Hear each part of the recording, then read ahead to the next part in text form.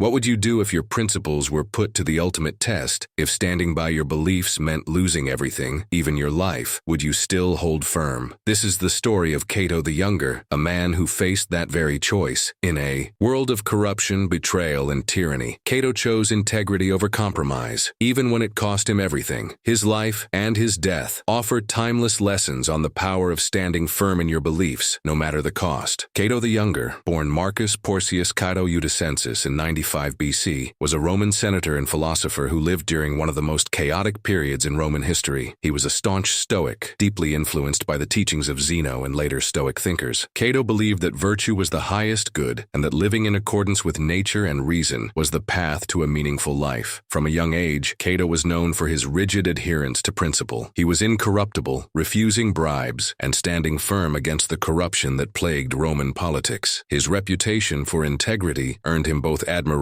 and enemies. By the mid-1st century BC, the Roman Republic was in crisis. Political infighting, corruption, and the ambitions of powerful men like Julius Caesar, Pompey, and Crassus had brought the Republic to the brink of collapse. When Caesar crossed the Rubicon in 49 BC, sparking a civil war, Cato sided with Pompey and the Senate, not because he supported Pompey, but because he saw Caesar as a threat to the Republic. Cato's opposition to Caesar was unwavering. He believed that Caesar's rise to power would mean the end of the Republic and the birth of a dictatorship. Throughout the Civil War, Cato fought to preserve the Republic, even as others around him wavered or switched sides. After Pompey's defeat at the Battle of Pharsalus in 48 BC, Cato fled to North Africa, where he continued to resist Caesar's forces. Despite the odds, he refused to surrender or compromise. When Caesar's army finally defeated the remaining Republican forces at the Battle of Thapsus in 46 BC, Cato found himself cornered in the city of Utica. Caesar, aware of Cato's reputation and influence, offered him a pardon. He hoped to bring Cato into his fold, knowing that Cato's endorsement would lend legitimacy to his rule. But Cato refused. For Cato, accepting Caesar's pardon would mean betraying everything he stood for. He believed that living under Caesar's rule would be a life without freedom or virtue. In his eyes, death was preferable to compromise. On the night of his death, Cato spent hours reading Plato's Phaedo, a dialogue about the immortality of the soul. He then took his own life, stabbing himself with a dagger. When his friends found him, they tried to save him, but Cato, determined to die, tore open his wounds and succumbed to his injuries. His death shocked Rome. Even Caesar, who had been Cato's political enemy, lamented his loss, saying, "Cato, I grudge you your death, as you grudged me the preservation of your life." Cato's life and death embody the Stoic principle that virtue is the highest good. He believed that living with integrity was more important than life itself. His refusal to compromise, even in the face of death, serves as a powerful reminder of the importance of standing firm in your beliefs. 1. Virtue is the highest good for Cato. Virtue was not just an ideal, it was a way of life. He believed that living in accordance with reason and nature was the path to true happiness. As the Stoic philosopher Epictetus later wrote, "Only the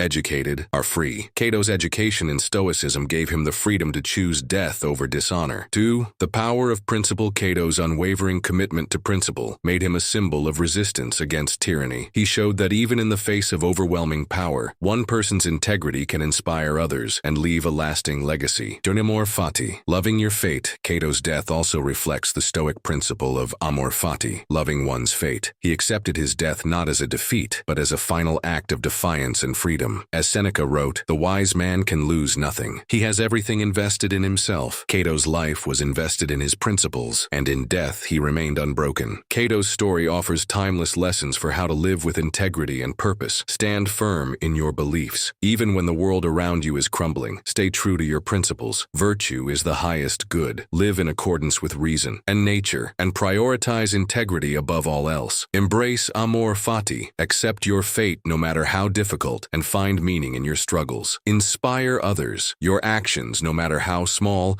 can leave a lasting impact on the world. Cato the Younger's life and death are a testament to the power of integrity and the enduring influence of Stoic philosophy. He showed that even in the face of tyranny, one person's commitment to virtue can inspire generations. As you face your own challenges, remember Cato's words, "I would rather be right than be king." What principles are you willing to stand firm on, no matter the cost?